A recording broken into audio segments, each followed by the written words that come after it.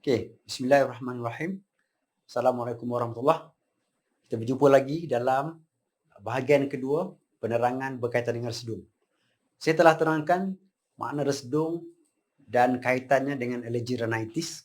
Kali ini saya nak terangkan satu lagi istilah yang juga kerap disalah fahami oleh kebanyakan masyarakat kita, iaitu berkenaan dengan sinus. Selalu saya menerima pesakit datang, jika bertanya masalah apa masalah anda, mereka akan berkata, saya ada sinus, saya ada sinus. Jadi apa sebenarnya sinus? Yang banyak pesakit datang berjumpa dengan pakar dan mengatakan mereka ada sinus. Okay, pertama sekali kita lihat kepada definisi dulu. Sinus adalah satu istilah yang menggambarkan bahagian pada muka, bahagian rongga pada muka. Itu kita panggil sinus.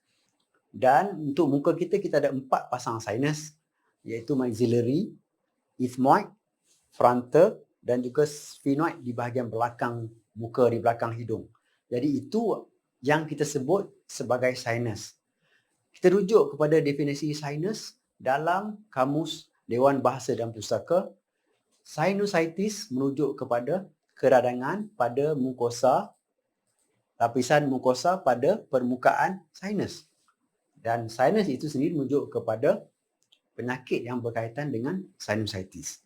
Jadi jelas di sini bahawa istilah sinus adalah khusus merujuk kepada penyakit yang berkaitan dengan sinusitis, iaitu inflamasi atau keradangan pada bahagian sinus.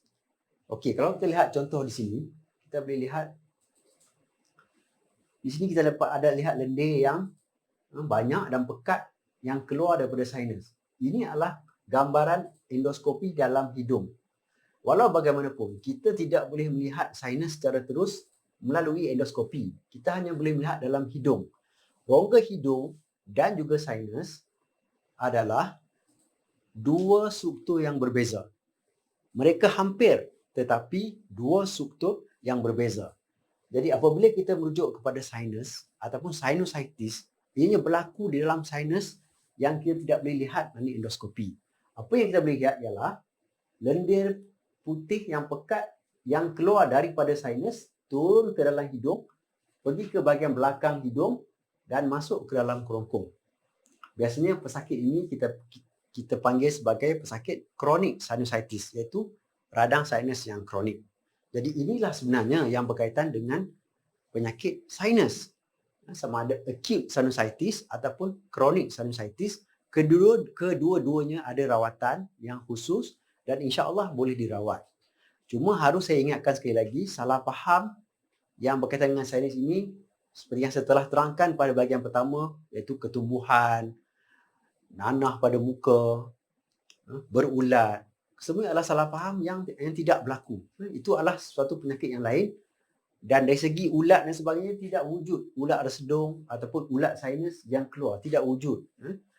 Ulat seperti maggots itu hanya berlaku dalam kes-kes yang sangat serius, di mana berlaku jangkitan yang tidak dirawat, jangkitan itu pecah dan bernanah, lalat hinggap dan maggots ataupun larva lalat melintas di situ. Itulah ulat yang sebenar. Tapi keadaan ini sangat jarang berlaku dan berlaku dalam keadaan yang situasinya tidak dirawat dengan betul.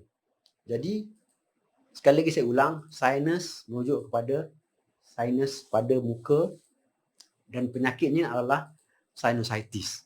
Dan insya-Allah boleh dirawat, berjumpa dengan pakar-pakar ENT dan ceritakan masalah anda untuk merawat sinus anda.